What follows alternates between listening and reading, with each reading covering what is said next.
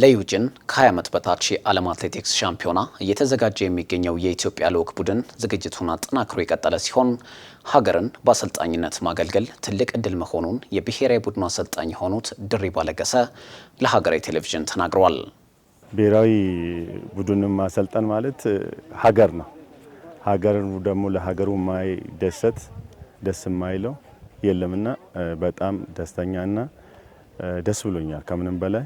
ከዚህም በፊትም እንደዚህ አይነት እድሎችን ለሀገር በማገልገል ሀገርን በመወከል ሰርቻለሁና አሁንም የበለጠ ሀገሬን በማገልገልና በመስራቴ ደስተኛ ነኝ። ሙሉ በሙሉ አሁን ለዚህ ለ2026 ከ20 ዓመት በታች ወጣቶች እየተዘጋጀን ባለንበት ሰዓት ላይ በሁሉም ኢቨንቶች አትሌቶቹ ተሰባስበው ስራችን በጥሩ ሁኔታ እየሰራን ላይ ነው የምንገኘው። ትሬኒንጋቸውን በጥሩ ሁኔታ ደስ በሚል አይነት ትሬኒንጋቸውን እየተከታተሉ ነው።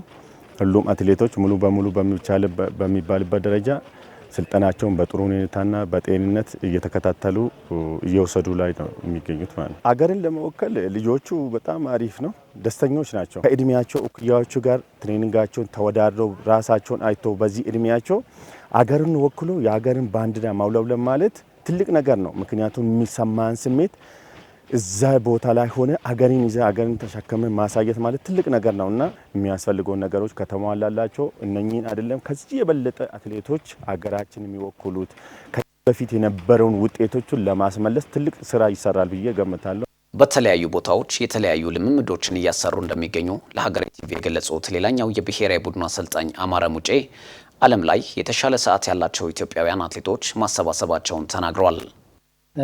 ዝግጅታችን በጣም ጥሩ ነው ማለት የተለያዩ ቦታዎች ላይ እየሰራ ነው። አዲስ አበባ ስቴዲየም፣ ጣፎ፣ እንደገና ደግሞ ጫካዎችንም 4000 እናንጦጦ እየሰራ ነው። ዝግጅቶቻችንን ከጀመርን ኦልሞስት ከሳምንት አልፏል።